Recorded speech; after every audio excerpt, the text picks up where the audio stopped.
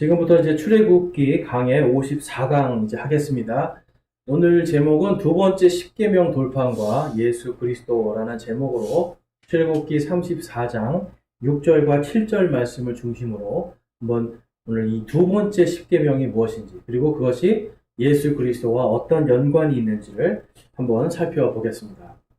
우리 이제 지난주까지 뭘 보았냐면 변호자 모세에 대해서 살펴보았어요. 모세가 딱 하나님과 이스라엘 백성 사이에서 이스라엘 백성들이 어떤 죄를 저질렀죠? 하나님께 지금 십계명을 받으러 모세가 올라가 있는 사이에 그 밑에서 금송아지를 만들고 거기서 벌거벗고 춤을 추면서 하나님 앞에 이게 영적인 간음을 저지르는 겁니다.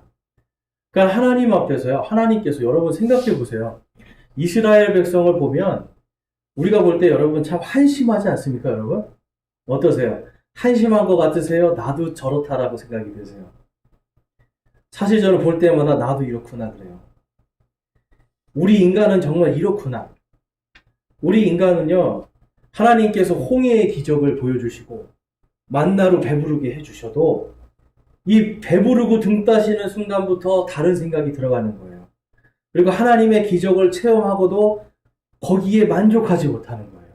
그러니까 날마다 세상을 우상 삼고 물질을 우상 삼고 그래서 성경에 보니까 탐욕은 우상 숭배라고 그러잖아요. 결국은 여러분 작은 탐욕 하나가 우상 숭배로 우리를 인도합니다. 사도 바울이 나의 정욕을 십자가에 못 박았다고 그래요. 사람은 누구나 여러분 이게 가장 힘든 겁니다. 사람의 이 육신의 정욕, 안목의 정욕, 인생의 자랑. 육신의 정욕을 여러분 우리가 억제하는 건 쉽지 않아요. 또한 여러분 우리 안에 안목의 정욕이 뭘까요, 여러분? 쉽게 말해서 아주 값싼 그냥 동네에서 파는 가방을 보는 것과 명품관에 있는 가방을 보는 것과 여러분 둘 중에 돈을 주면 어떤 거 사시겠어요? 돈이 있다라면 어떤 거 사시겠어요? 그냥 길거리에서 이렇게 걸어놓고 파는 그 가방을 드시겠어요? 아니면 무슨 루이 뭐라고 하는 그런 샤 뭐라고 하는 그런 가방을 드시겠어요? 당연히 그런 가방을 들어요. 왜 그래요? 보기에 좋거든요. 그리고 남들 보기에 나는 괜찮아요. 그렇죠? 나는 괜찮지만 또 남들 보기에 좋은 안목의 정욕을요. 우리는 이기기가 쉽지 않습니다. 이거는 자매님들 뿐만 아니라 여러분 형제님들도 똑같아요. 단지 대상이 바뀌어요. 자매님들은 가방이나 옷이라면 형제님들은 뭐 시계라든지 뭐 구두라든지 아니면 자동차라든지 뭐 이런 식으로. 그러니까 여러분 사람마다 전부 다 육신의 정욕이 있고 안목의 정욕이 있어요. 그러면서 인생의 자랑으로 살아갑니다. 근데 결국은 그 인생의 자랑이 뭐냐? 바로 우상 숭배라는 거예요. 나를 사랑하고 세상을 사랑하기 때문에 우상 숭배예요. 그러니까 우리는요, 이스라엘 백성을 욕할 게 아니라 우리도 끊임없이 금송아지를 만들고 그 앞에서 벌거벗고 춤추는 거예요. 그러니까 여러분 우리도 그들과 똑같이 하나님 앞에 똑같은 죄인들입니다. 그런데 이스라엘 백성들을 하나님께서 진노하시고 심판하려고 하실 때 그 사이에 누가 서 있던 거예요? 모세가 서 있었어요. 우리가 세상을 사랑하고 세상을 따라가서 우상 숭배하는데 우리와 하나님 사이에 지금 누가 서 계시는 거예요? 예수님이 서 계시는 거예요. 바로 이 모세와 예수님, 바로 백성들과 하나님 사이에서 중재함을 통하여서 하나님께서 진노를 거두시고 긍휼과 은혜를 베푸시도록 인도하는. 그래서 모세를 보니까 예수 그리스도와 똑같은 모형이다라는 걸 알 수가 있습니다. 그래서 성경에서 하나님께서 모세에게 말씀하세요. 내가 너와 똑같은 한 대언자를 너희 백성에게 보낼 것이다. 그분이 누구세요? 바로 예수님이에요. 하나님은요, 계속해서 백성들에게 진노와 심판도 말씀하시지만 하나님과 백성 사이에서 변호할 자들을 계속 보내주세요. 오늘날은 따로 보내실 게 없이 예수님 한 분만으로 충분한 겁니다. 그래서 이 모세를 통해서 우리가 하나님의 이 긍휼과 사랑을 지난 시간까지 보았습니다. 오늘은 다른 것이 아니라 이제 하나님이요 모세에게 두 번째 십계명 돌판을 가지고 오라고 해요. 모세가요 십계명을 딱 하나님께 받았습니다. 처음에 받을 때는 돌을 깎아서 올라간 게 아니에요. 올라갔더니 하나님이 돌을 깎고 거기에다가 하나님의 손으로 직접 글을 써서 주셨어요. 여러분, 모세도 참 성격이 여러분 대단한 사람 아닙니까? 하나님께서 그 주신 거를 딱 가지고 내려왔는데 백성들이 금송아지 앞에서 춤추고 그러니까 어떻게 해버려요? 그러니까 깨버리잖아요. 화가 난 거죠. 모세가요, 성경에 보면 계속해서 하나님 이 백성 살려주세요. 하나님 차라리 저를 죽여주세요 할 정도로 그의 성품이요, 참 온유한 사람인 걸 알 수 있어요. 근데 여러분, 원래 온유한 사람이 화가 나면, 그쵸? 순한 사람이 화가 나면 어때요? 더 무섭죠. 모세가 그런 사람인 거예요. 순한 사람이었는데 이게 하나님 앞에서 이게 해도 너무하니까 화가 나는 거예요. 인간적인. 그래서 하나님이 직접 깎아주신 돌을 그냥 확 깨버리는 겁니다. 그래서 오늘은 이제 그것 때문에 하나님께서 이제 이스라엘 백성에게 우리 지난 시간에 보니까 내가 긍휼은 긍휼로, 은혜는 은혜로. 그걸 다시 말하면 심판은 심판으로. 정확하게 너네를 심판할 거야. 하나님이 딱 말씀을 하셨어요. 그리고 나서 모세에게 다시 돌판 2개를 깎아서 올라와라 명령을 하십니다. 그래서 오늘은 이제 그 돌판 2개가 상징하고 있는 것이 바로 예수 그리스도를 상징하고 있다는 것을 오늘 함께 볼 수가 있습니다. 자, 출애굽기 34장 6절과 7절 말씀인데요. 우리 같이 한번 읽어보겠습니다. 34장 6절과 7절입니다. 시작. 주께서 그 앞으로 지나가시며 선포하시되 주로다 긍휼이 많고 은혜롭고 오래 참고 선함과 진리가 풍성한 주 하나님이로다. 내가 긍휼을 수천에게 베풀며 불법과 범법과 죄를 용서하되 그것이 결코 죄 있는 자를 깨끗하게 하지는 아니하리라. 내가 아버지들의 불법을 자녀들과 자녀들의 자녀들에게 벌하여 3대와 4대까지 이르게 하리라 하시니. 아멘. 첫 번째 십계명 주실 때는 이런 말씀이 없었습니다. 그런데 두 번째 주실 때는 지금 하나님이 강력하게 말씀하시는 거예요. 나는 선하고 나는 진리가 풍성한. 그러니까 뭘 말씀하냐면 너희들은 나에게 내가 어떤 거를 해도 너희들은 나에게 변명할 수 없다라는 거예요. 변명할 수도 없고 원망과 불평할 수도 없다라는 거예요. 나는 정확하다라는 거를 6절에서 말씀하시고 7절에서는 뭐라고 말씀하시는 거예요? 그래서 긍휼을 수천에게 베풀지만 또한 불법과 범법과 죄를 용서하시지만 그것이 돌이키지 않는 자들에게는 몇 대까지 벌하신다는 거예요? 3대와 4대까지. 그러니까 여러분, 이 이스라엘 백성들이요, 지금 하나님이 한번 용서해 주는데 이제 너희들이 한 번 더 불법을 저지르면 이 불법이 너희와 3대와 4대까지 가서 결국은 3대와 4대까지 참아주시겠다는 거예요. 그래도 계속해서 불법을 저지르면 어떻게 한다? 진멸하겠다. 내가 벌 주리라 약속하는 겁니다. 여러분 잘 보셔야 돼요. 죄가 그 다음 세대로 넘어가는 걸 이야기하시는 게 아니에요. 뭔가 이게 저주가 그 다음 세대로 넘어가는 걸 이야기하는 게 아니라 불법이 충만해질 때까지 참으신다는 거예요. 이해가 되세요? 예수님도요, 이스라엘 백성들의 불법이 충만할 때 오셨어요. 그래서 하나님은요, 오래 참으시는 분이에요. 그러니까 3대와 4대면 한 몇 년 정도 참으신다는 겁니까, 여러분? 보통 1대가 40년 정도 되거든요. 그러니까 보통 120년에서 160년, 그래, 그 정도 내가 참아줄게. 여러분 100년도 못 참잖아요, 우리는. 그쵸? 1시간도 참기 힘들잖아요. 그쵸? 그런데 하나님은 내가 3대나 4대까지도 내가 참아줄게. 그래도 돌이키지 않으면 어떻게 하시겠다? 너희를 심판하겠다. 그래서 지난주에 보았던 33장 19절에 가보니까 그분께서 이르시되 내가 내 모든 선함을 내 앞에 지나가게 하고 주의 이름을 내 앞에 선포할 것이오. 하나님이요, 심판하기 전에 반드시 뭘 하시겠다는 거예요? 주의 이름을 선포하게 하고요, 선한 것이 먼저 가게 하신다는 거예요. 여러분, 이게 은혜입니다. 곧바로 심판하는 게 아니라 주의 이름으로 대언하는 대언자들을 통해서 너희들 돌아와라. 회개하고 돌아와라. 돌아오지 않으면 너네 3대나 4대 후에 멸망할 거야.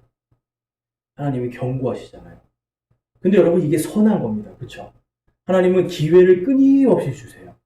예수님을 팔아먹은 이 가룟 유다에게도 예수님께서 네가 나를 팔 것이다. 네가 나를 팔 것이다. 두 번이나 이야기를 해주셨는데도 가룟 유다가 선택한 건 뭐예요? 예수님을 팔아버리는 거예요. 예수님께서 미리 앞에 선한 것을 다 주셨어요. 근데 여러분, 예수님께서 그 가룟 유다를 위해서도 십자가에 못 박히시는 겁니다. 가룟 유다가 회개하고 돌이키고 예수님을 믿었다라면 어떻게 됐을까요? 예수님을 팔았지만 그런 구원을 받을 수가 있는 거예요. 왜냐하면 예수님이 그 한 사람을 위해서도 십자가에 못 박히셨으니까. 그런데 가룟 유다는 끝까지 회개하지 않고 목매달아 자살을 합니다. 교만이에요. 교만을 통해서 그는 여러분 예수님이 말하죠. 정말 차라리 태어나지 아니하였으면 좋았을 뻔했다. 멸망의 자식이다. 그가 끝까지 회개하지 않고 돌이키지 않을 것을 아셨기 때문에 그래요. 그래서 그의 불법은 여러분 3대, 4대까지 갈 것도 없이 그 즉시로 하나님의 심판으로 떨어져 버리는 겁니다. 그래서 하나님께서는요, 이 내가 선한 것을 앞에 다 보내주고 그 다음에는 은혜는 은혜로 긍휼은 긍휼로 내가 너희를 심판할 것이다 라고 약속을 해요. 여러분 은혜는요, 받을 수 없는 것을 받는 게 은혜입니다. 긍휼은 뭘까요? 용서받지 못할 죄가 용서받는 게 긍휼이에요. 그러니까 은혜는 내가 받을 자격이 없는데 받는 거예요. 이게 은혜예요. 그런데 또한 긍휼은 내가 용서받을 수 없는데 용서를 받는 게 긍휼이에요. 그러니까 하나님께서는요, 3대, 4대까지 계속 뭘 해주시겠다는 거예요? 내가 은혜로 참아줄게. 긍휼함으로 참아줄게. 근데 그 때가 차고 넘어가면 어떻게 하시겠다? 심판하겠다. 여러분 이스라엘 백성에게 하나님께서 얼마나 오래 참고 인내하시는지 아시겠죠? 그래서 성령의 열매에 하나님의 영의 열매에 뭐가 있는 거예요? 오래 참음이 있어요. 예수님을 잘 믿고 성령으로 충만한 사람일수록 온유하면서 인내하면서 오래 참고 절제합니다. 이게 열매로 나타나게 돼 있어요. 그래서 하나님은요, 지금 오늘 이 십계명 말씀을 주시는 이유가 뭡니까, 여러분? 너희들이 나의 이 영원한 말씀을 믿으라는 거예요. 이 말씀대로 믿고 너희가 나를 바라보라는 겁니다. 내 말씀으로, 내 말로 돌아오면 3대, 4대까지 내가 참아주는 거 너희들이 알지? 그 전에 진노에서 돌이키리라. 여러분 그래서 이 십계명은요, 그냥 그것이 1계명은 뭐고 2계명은 뭐고 3계명이 뭐고 외우는 게 중요한 게 아니에요. 이 성경도 여러분 창세기부터 요한계시록까지 순서를 66권 순서 달달달달 외우는 게 중요한 게 아니에요. 뭐가 중요한 겁니까, 여러분? 하나님을 사랑하는가?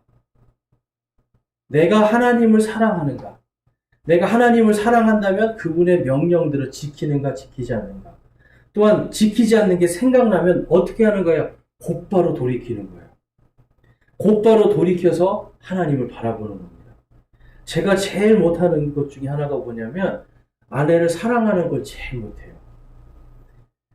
이런 것 좀 해줘 하고 하는데 이상하게 돌이켜지지가 않아요. 막 아내가 나 다 이런 게 좀 안 좋은 것 같아, 이런 거 안 좋은 것 같은데 그런데 이상하게 돌이켜지지가 않아요. 그러면 항상 아내에게 돌아오는 말이 뭐예요? 날 사랑하냐? 이거예요. 내가 날 사랑하느냐? 그거예요. 어떠세요, 우리 자매님들? 남편이 말을 안 듣고 끝까지 자기 말 안 들으면 마음속으로 무슨 마음 들으세요? 내가 날 사랑하느냐? 네. 도대체 이 인간이 날 사랑하는지 안 사랑하는지 궁금해지기 시작하잖아요. 여러분 사람도 사랑하면 말을 듣기 시작합니다. 사랑하면 돌이킵니다. 그런데 하나님 앞에서 우리가 하나님의 말씀을 듣고 내가 긍휼을 베풀어 줄게, 은혜를 줄게, 3대, 4대까지 내가 참아줄게 이럼에도 불구하고 돌이키지 않으면 여러분 하나님을 사랑하지 않는 거예요. 그래서 지금 하나님은요 10계명을 주시면서 너희가 나를 사랑하라고 이걸 보내주시는 거예요. 사실은 하나님 사랑이 실패되면 이웃 사랑은 여러분 소용이 없는 겁니다. 사실은 이웃을 아무리 사랑해도 하나님 사랑하지 않으면 이건 아무것도 아닌 거예요. 결국은 10계명을 하나님께서 다시 주실 때는 뭐예요? 너희들이 정말 나를 사랑해야 된다. 한 번 더 기회를 줄 테니 정말 나를 사랑하라는 겁니다. 신명기 8장 말씀 가보니까 신명기 8장 3절 말씀 우리 한번 같이 읽어보겠습니다. 시작. 그분께서 너를 낮추시며 줄이게 하시고 또 너도 알지 못하며 내 조상들도 알지 못하던 만나를 내게 먹이신 것은 사람이 빵으로만 살지 아니하고 주의 입에서 나오는 모든 말씀으로 사는 줄을 내가 알게 하려 하심이니라. 아멘. 사람이 뭘로 산다고요? 빵으로 살아요? 하나님의 입에서 나오는 모든 말씀으로 삽니다. 깜짝 놀랐습니다. 빵으로 산다고 너무 자신있게 말씀하셔서. 빵이 아니라 하나님의 입에서 나오는 모든 말씀으로. 자, 여러분, 중요한 사실이 있어요. 하나님의 말씀을 따라가면 기적이 일어납니다. 그런데 세상의 기적만 쫓아가면 거기선 여러분 하나님의 역사가 나타나지 않아요. 그러니까 하나님의 말씀을 내가 이게 하나님 불법이죠. 제가 안 할게요, 하나님. 근데 하나님 너무 배고파요. 이거 불법을 저지르지 않고도 먹을 수 있는 지혜를 주시고, 하나님 정말 저 힘이 없으니까 불법을 저지르지 않아도 먹을 수 있는 빵을 좀 주십시오. 결단하고 기다리면 하나님이 역사하시는 거예요. 그래서 여러분, 많은 믿음의 사람들이, 성경에 보면 많은 믿음의 사람들이 하나님의 기적을 보고 따라간 것이 아니라 하나님의 말씀을 따라갔더니 기적을 체험하더라. 하나님의 말씀을 따라갔더니 하나님의 영광을 보게 되더라. 하나님의 말씀을 따라갔더니 하나님께서 나와 함께 하심을 내가 세상에서 증거하더라. 여러분, 이거예요. 그리고 여기서 하나님의 모든 말씀으로 산다는 건 여러분, 이거는 뭔가 이렇게 같이 이렇게 생활 살아가는 거 이야기하는 거 아니에요. 이 궁극적으로 산다라는 건 뭐냐면 바로 부활을 통한 영원한 생명을 이야기하는 겁니다. 사람이 빵으로는요, 썩을 육체를 만족시킬 수밖에 없어요. 그런데 하나님의 말씀으로는 영원히 죽지 않는 우리의 영과 혼이 채워지고 우리의 육신이 다시 부활하는 영원한 생명을 갖는 것을 성경이 말씀하는 겁니다. 그래서 사람이 빵으로 사는 것이 아니고 하나님의 입에서 나오는 모든 말씀으로 산다. 성경에 보니까 여러분, 이 말씀을 예수님도 똑같이 하시잖아요. 이 말씀을 통해서 마귀를 이겨버리시잖아요. 마귀가 예수님께 나타나서 이 돌들로 40일 동안 막 금식을 하고 배가 고픈 그 예수님에게 이 돌들로 빵이 되게 해봐. 그랬더니 예수님이 뭐라고 말씀하세요? 사람이 빵으로만 사는 것이 아니라 하나님의 입에서 나오는 모든 말씀으로 사느니라 하심을 네가 모르느냐. 여러분, 마귀를 대적할 때 우리도 똑같이 대적하는 거예요. 마귀는 우리의 육신의 정욕을 가지고 공격을 합니다. 육신의 정욕을 만족시키는 쪽으로 우리의 눈이 떠지게 해요. 그 다음에 우리의 안목의 정욕으로 우리가 세상을 볼 수 있도록 우리 눈을 거기로 초점을 맞추게 해요. 그리고 나를 자랑하는 쪽으로, 하나님이나 나를 구원하신 예수님이 아니라 세상을 자랑하고 나를 자랑하는 쪽으로 우리를 자꾸 밀어버리는 거예요. 그러면 여러분, 마귀가 하지 않아도 그렇게 우리를 떠밀지 않아도 우리 스스로 지옥 속으로 여러분 우리가 그냥 뛰어 들어갑니다. 구원받은 자들도 여러분 지옥에 빠진다는 게 아니라 지옥 같은 삶으로 빠져 들어가는 거예요. 스스로 자기가. 그러니까 하나님의 입에서 나오는 모든 말씀을 쫓아가면 거기에는 항상 생명이 있는 겁니다. 자, 신약 시대에도 여러분 동일해요. 요한계시록 19장 3절에 가니까 또 그분께서 피에 담근 옷을 입으셨는데 그분의 이름은 하나님의 말씀이라 불리느니라. 예수님의 이름이 뭐라고요? 하나님의 말씀입니다. 요한계시록 19장에 지금 여기 있는 그분은 바로 십자가에 못 박혀 죽으시고 부활하신 그 예수님이에요. 근데 그분이 누구시라고요? 하나님의 말씀. 사람이 뭘로 산다고요? 하나님의 말씀으로. 또 빵이라고 하실 뻔했어요. 네, 사람이 뭘로 산다고요? 하나님의 말씀. 바로 예수님으로 사는 거예요, 여러분. 예수님을 믿는 걸로 사는 거예요. 요한복음 6장 33절, 39절에 동일하게 예수님이 말씀하십니다. 우리 같이 한번 읽어볼게요. 시작. 그분께서 응답하여 이르시되 기록된 바 사람이 빵으로만 살 것이 아니요 하나님의 입에서 나오는 모든 말씀으로 살 것이라 하였느니라 하시더라. 아멘. 오직 예수 그리스도를 통해서만 살 수가 있는 겁니다. 하나님의 말씀으로만 사는 거예요, 여러분. 이해가 되시죠? 빵은 우리의 육신을 잠시 만족시키는 것으로 끝납니다. 그러나 하나님의 말씀, 바로 이 생명의 빵은 우리에게 영원한 생명과 영원한 만족을 주시는 거예요. 그래서 사람이 자기의 생각을 주께 고정시키면 완전한 평강이 임하는 겁니다. 세상에 내 마음을 고정시키면 완전한 평강이 있을까요? 없을까요? 없어요. 왜냐하면 세상은 불안정하기 때문에. 그런데 완전한 것에 내 마음을 두면 내 마음도 완전해지는 거예요. 예수님이 완전하신 분이죠. 예수님 완전하신 분과 친구가 되면 나도 완전해지는 거예요. 완전하신 분과 함께 걸어가면 나도 완전해지는 거예요, 여러분. 그러니까 어린아이가 어디로 갈지 모르는데 딱 엄마 아빠 손만 딱 잡으면 부산도 갈 수 있고 제주도도 갈 수 있고 미국도 갈 수 있고 전 세계를 다 갈 수 있잖아요. 아이가 잘난 거예요? 아니면 부모님이 그 아이보다 뛰어나기 때문에 그런 거예요. 부모님이 뛰어나기 때문에. 우리는 불완전한데 완전하신 그분을 딱 붙드는 순간 우리도 완전한 길로 갈 수 있는 겁니다. 그래서 여러분 사람이요. 내 이 생명도 완전한 분을 믿고 그분을 붙들 때 완전한 것이 들어오고 내 삶 속에서 불안정하고 불안한 모든 문제들이 완전한 분과 동행할 때 그것들이 더 이상은 불안하고 두려운 것들이 아닌 게 되는 거예요. 왜냐하면 완전한 분이 함께 하시기 때문에. 그래서 여러분 사람은요 다른 것이 아니라 하나님의 말씀으로 사는 겁니다. 고린도전서 11장 말씀에 가니까 예수님께서 주의 만찬을 이제 제정하신 것에 대해서 사도 바울이 이렇게 기록을 해놨습니다. 감사를 드리신 뒤에 그것을 떼시고 이르시되 받아서 먹으라. 이것은 너희를 위하여 찢긴 내 몸이니 나를 기억하여 이것을 행하라 하시고. 여기서 보면 뗀다는 건 여러분 영어로 가면 브레이크입니다. 여러분 부셔버리는 거예요. 예수님께서 불안정한 몸을 가지고 초림때 오셨어요. 예수님께서 우리와 똑같이 아프고 고통받고 병들고 죽음이 있는 몸으로 오셨죠. 근데 그 몸을 스스로 하나님의 말씀에 순종하여서 깨뜨리심으로 십자가에 못 박혀 죽으심으로 인해서 그 다음에 이분의 몸이 어떻게 됐어요? 완전하신 부활의 몸이 되는 거잖아요. 그래서 여러분 이 딱딱한 이 빵을 쪼개면서 나를 위해서 예수님이 쪼개지셨지. 나를 위해서 예수님이 죽어주셨지. 이것을 기념하고 기억하고 그분을 믿고 따르면 우리 안에 있는 이 죄의 문제들이 내가 죄가 해결됐지. 나의 죄의 문제, 사망의 문제가 해결됐지라고 하는 구원의 기쁨이 임하게 되는 겁니다. 완전한 평강이 임하게 되는 거예요.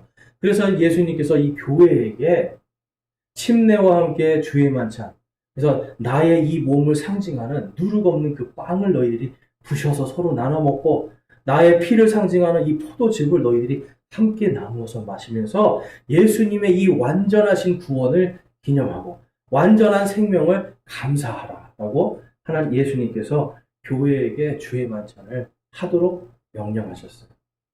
침례는 또 무엇입니까, 여러분?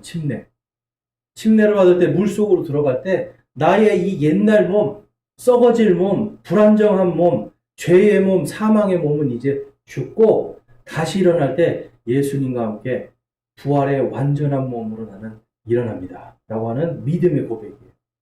침례가 그걸 주는 게 아니죠. 이미 내가 그걸 받았습니다. 라고 하는 바로 믿음의 고백으로 침례를 받는 거예요. 그래서 여러분, 하나님께서 이 예수님을 통해서 우리를 완전하게 하십니다. 그래서 오늘 말씀에서 보면 이제 예수님께 이 두 번째 돌파는 여러분 이제 중요한 게 있어요. 첫 번째 돌파는 깨졌잖아요. 근데 이 두 번째 돌파는 어떻게 됐을까요? 두 번째 돌파는 어떻게 됐을까요? 잘 됐어요. 잘 됐어요. 하나님께서 이 두 번째 돌파는 하나님의 언약궤 안에 잘 넣어놓으라고 하셨어요. 언약궤 안에 넣고 너희들이 이것을 끝까지 지켜라. 지금 어디에 언약궤가 있는지 지금은 알 수가 없습니다. 그런데 어딘가에 분명히 있어요. 그런데 이게 마지막 때 드러날 겁니다. 그런데 하나님께서 그 언약궤에다가 바로 이 두 번째 돌판을 넣게 하시는 거예요. 왜 그렇습니까? 이 말씀은 영원하다는 것을 하나님께서 보여주시는 거예요. 바로 이 영원한 말씀으로 너희는 살리라 하시는 겁니다.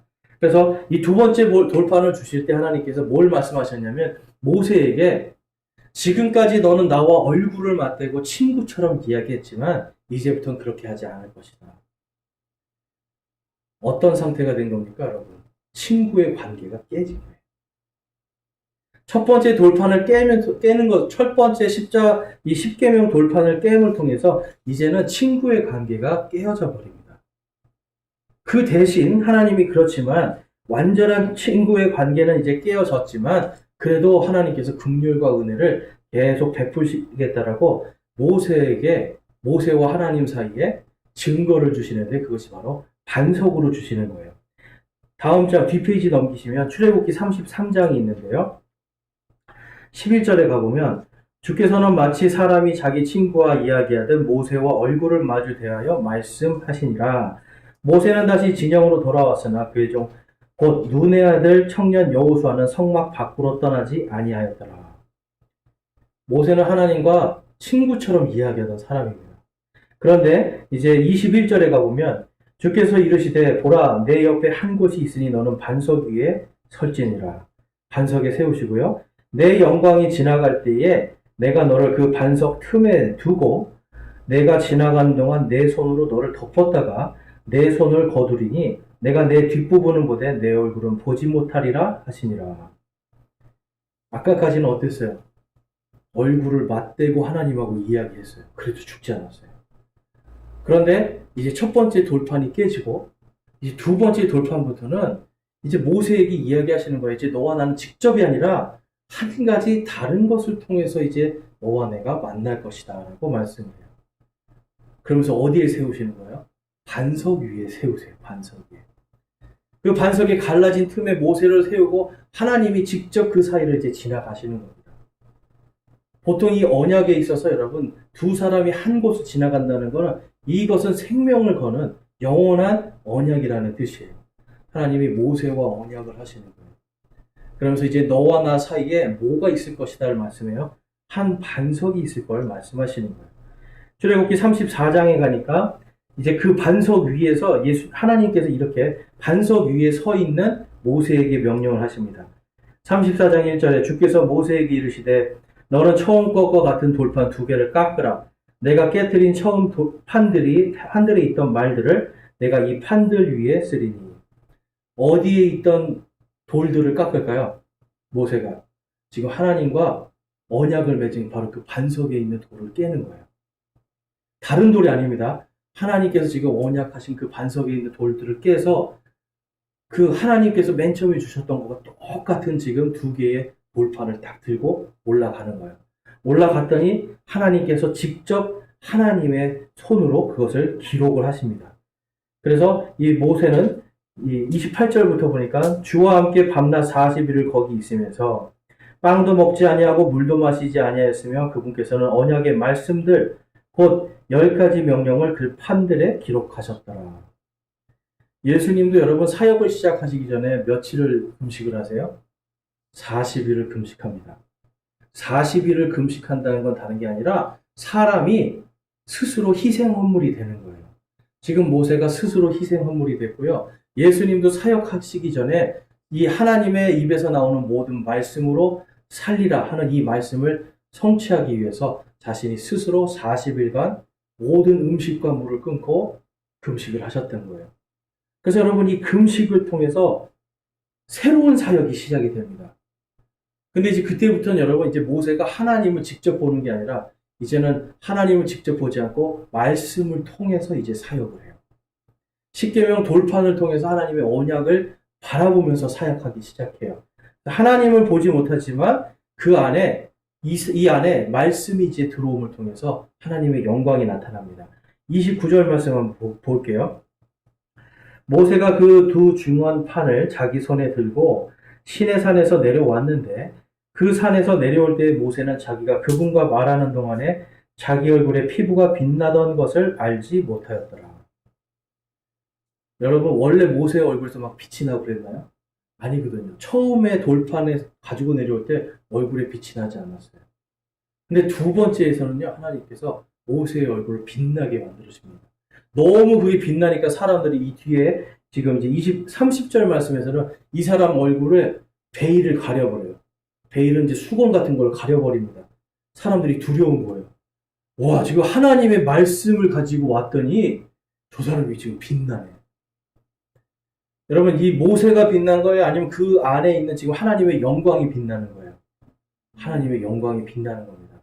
지금 저와 여러분도 똑같습니다, 여러분. 우리가 빛나는 게 아니라 우리 안에 계신 예수 그리스도의 빛이 우리를 통해 세상으로 나가는 거예요. 그래서 저와 여러분이 내가 어디를 가든지 사람들이 내 얼굴을 보고 빛을 보면 내가 그래도 주님을 잘 따라가고 있는 거예요. 근데 사람들이 와서 그렇게 맨날 얼굴이 어둡고 맨날 이렇게 슬프고 왜 이렇게 얼굴이 힘들어 보여요? 그러면 여러분 한번 잘 생각해 보셔야 돼요. 내가 예수 그리스도의 빛을 잃었구나. 그럴 땐 여러분 사람이 뭘로 살아요? 하나님의 말씀. 얼굴에 빛이 이를 때는 내가 빵을 따라가고 있구나 생각하세요, 여러분. 그런데 내가 하나님의 말씀으로 내가 살리라 하는 이 말씀을 쫓아가면 이 모세와 같이 마음에 지금 하나님의 말씀에 꽉 차니까 어때요? 영광의 빛이 얼굴에서 빛나게 되는 겁니다. 그래서 여러분 사람은요, 예수님을 믿기 전과 후가요, 사진부터 달라지는 거예요. 사진부터 달라져요, 여러분. 그래서 어떤 사람이 그 얘기했죠. 성령을 하지 말고 성령을 받으라. 성령을 하지 말고 성령을 받으라. 성령을 받으면 성령의 빛이 나는 겁니다, 사람이. 자, 그래서 이 반석에 대해서 우리가 좀 살펴보면 성경에서는 항상 이 반석은 예수 그리스도를 상징해요. 자, 신명기 32장 4절에 가보니까 그분은 반석이시요 그분의 일은 완전하신 그분의 모든 길은 공의이니라. 그분은 진실하시고 불법이 없으신 하나님이시니 의로우시고 올바르시도다. 지금 모세가요, 성령님 안에서 신명기는 언제 쓰여졌냐면요, 유대인들이 하나님 앞에 또다시 범죄를 하죠. 하나님께서 가나안 땅을 너희에게 주겠다 약속하셨는데 10명의 정탐꾼이 와서는 우리 못 들어가. 우리는 거기에는 큰 거인들이 사는데 우리는 메뚜기들이야. 믿음에 없는 말을 하고 사람들이 그 믿음 없는 말을 따라감을 통해서 하나님이 뭘 말씀하시는 거예요? 너희는 40년 동안 20세 이상의 남자 여자들이 다 죽을 때까지 광야를 헤매게 될 것이다. 신명기 32장은요, 그 광야 40년 다 헤매고 그들이 거의 다 죽고 다음 세대에게 지금 주는 말씀이에요. 근데 거기에서 지금 모세가요, 하나님의 영에 충만해서 예수님을 바라보면서 그분은 반석이시며 그분의 일은 완전하시며 또 그분의 모든 길은 공의다라고 말씀을 하고 있어요. 그러니까 지금 모세는요, 예수님이 반석이시고 예수님만이 우리의 모든 생명이다라고 고백을 하고 있는 겁니다. 자, 고린도전서 10장 4절 말씀에 가니까 사도 바울도 동일하게 그 반석이 누구다라고 말씀을 해요. 한번 고린도전서 10장 4절 말씀 읽겠습니다. 시작. 모두가 같은 영적 음료를 마셨느니라. 그들이 자기들을 따라가던 영적 반석으로부터 마셨는데 그 반석은 그리스도였느니라. 아멘. 그 반석이 누구라고요? 그리스도. 모세와 관련된 반석들, 모세가 지팡이로 쳐서 물이 나오게 한 그 반석들, 그리고 또 지금 하나님께서 이 언약을 맺어준 이 반석, 그 반석 위에 서잖아요. 이 반석, 이 모든 것들이 바로 예수 그리스도다라고 지금 사도 바울이 설명을 해주는 거예요. 그래서 마태복음 26장 26절에 가니까 우리 한번 같이 읽어보겠습니다. 시작. 그들이 먹을 때에 예수님께서 빵을 집으사 축복하시고 그것을 떼어 제자들에게 주시며 이르시되 받아서 먹으라 이것은 내 몸이니라 하시고. 바로 이 반석이신 예수님을 먹어야 사는 거예요, 여러분. 사람이 뭘로 산다고요? 하나님의 말씀. 아멘. 빵이 아닌 거예요. 지금 예수님이 말씀하시는 이 빵은 지금 너희들이 받아서 먹어라는 이 빵은 그냥 우리의 입을 만족시켜주는 그 빵이 아니라 하나님의 말씀을 이야기하는 거예요. 목사가 교회에서 가르치는 건 바로 이 여러분에게 생명의 말씀을 가르치는 겁니다, 여러분. 그래서 주일 아침도 그렇고 오전 예배, 오후 예배, 목요 모임, 이 모든 것들, 그리고 주중에 하는 모든 이러한 것들 속에서 항상 여러분 말씀이 빠지면 안 되는 거예요. 잘 수 있어요, 여러분. 자도 괜찮아요. 근데 자다가라도 한 말씀이 내가 내 안에 딱 들어오면 사는 거예요, 여러분. 그러니까 여러분, 우리가 하나님의 이 말씀 하나가요, 교회에 오실 때 다른 것이 아니라 내가 오늘 하나님의 말씀을, 내가 이 말씀을 먹어야 산다는 마음으로 오시는 거예요. 그리고 집에서도 성경 말씀을 읽고, 우리 정말 제일 잘하시는 게 지금 매일같이 성경을 서로 올리고 그거에 아멘도 하고 또 읽고 하잖아요. 내가 못 읽는데 누군가가 올려주니까 또 읽잖아요. 여러분, 이 모든 게 서로 지금 생명의 양식을 먹여주는 거예요. 그래서 생명의 양식을 우리가 목사만 먹이는 게 아니라 주중에는 여러분들이 서로 말씀을 서로 나누면서, 그렇다고 해서 내 어떤 의견을, 사적인 의견을 다는 것이 아니라 서로 오늘 내가 읽은 이 생명의 양식을 내가 이 지체에게도 저 지체에게도 내가 주리라. 그렇다고 해서 누굴 딱 집어서 주면 여러분 또 문제가 생겨요. 그렇죠? 좀 안 좋은 말인데 누구에게 당신 이거 들으십시오 하고 주면 여러분 이거 문제가 심각해지는 거니까, 그게 아니라 정말 오늘 내가 이 나에게 주신 말씀을 같이 나누고 싶습니다라는 마음으로 말씀을 나눌 때 누군가는 그 말씀을 먹고 산다는 거예요, 여러분. 구원받았다고 끝나는 게 아니라 이 땅에서 여러분 우리가 하나님의 말씀으로 살아야 돼요.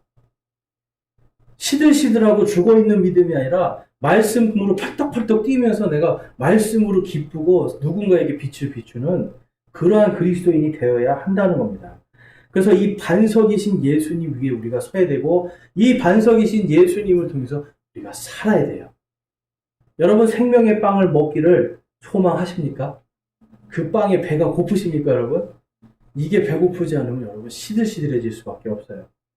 자, 마태복음 16장 18절에 가니까 예수님이 베드로에게 이렇게 말씀하십니다. 또 내가 이르노니 너는 베드로라. 이 반석 위에 내가 내 교회를 세우리니 지옥의 문들이 그것을 이기지 못하리라. 아멘. 지옥의 문이 왜 못 이기냐면 예수 그리스도의 이 보혈의 피로 죄의 문제가 해결되었기 때문에. 예수님의 부활을 통해서 이제는 사망과 썩을 것들이 이제는 다 사라지고 영원한 생명이 임했기 때문에 지옥의 문들이 이것을 이기지를 못하는 겁니다. 여러분, 죄의 문제가 해결이 안 되면 지옥의 문에 쓰러지고 거기에 삼킴당해요. 그런데 예수님을 통해서 죄의 문제가 해결되고요, 하나님의 말씀으로 산 사람은 지옥의 문들이 이길 수가 없는 겁니다. 교회는 바로 이기는 자들이 모여 있는 곳이에요. 말씀으로 산 자들이 모여 있는 곳이에요. 그래서 에베소서 3장 21절 말씀 우리 같이 읽겠습니다. 시작. 곧 그분에게 영광이 그리스도 예수님을 통해 교회 안에서 모든 시대에 걸쳐 끝없는 세상까지 있기를 원하노라. 아멘. 여러분, 아까 모세가 하나님의 말씀을 가지고 충만해지니까 얼굴이 빛났죠? 영광이 나타났어요. 교회는 건물이 중요한 게 아니라, 이 안에 몇 명이 있는 것이 중요한 것이 아니라, 이 안에 정말 하나님의 말씀으로 충만한 몇 사람이 있으면 이 교회는 영광의 교회가 돼요. 그 영광이 넘치는 교회가 이 시대로부터 다음 세대와 영원한 세대까지 이어져 나가는 겁니다. 그래서 여러분, 목사 한 명이 중요한 게 아니라니까요. 여러분 한 사람 한 사람이 말씀으로 충만해서 모세처럼 얼굴에서 말씀의 빛이 뿜어져 나와야 돼요. 이것이 돼야 교회가 지금부터 앞으로 예수님이 오시는 그 다음 세대까지 계속해서 하나님의 영광이 나타나는 불멸의 교회가 됩니다. 침례교회는 지금까지 2000년 동안 이거를 계속해서 이어오는 거예요.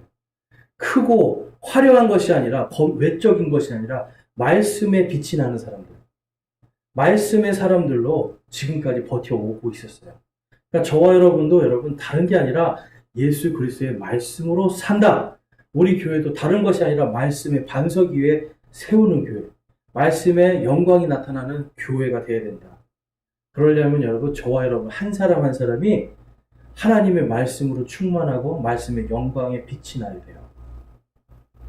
그래서 이거 여러분, 아무리 성경 이 안에 무슨 말씀이 있든 달달달달 외우는 게 중요한 게 아니라니까요. 외웠다라면 그것이 내 삶에서 증거가 돼야 돼요.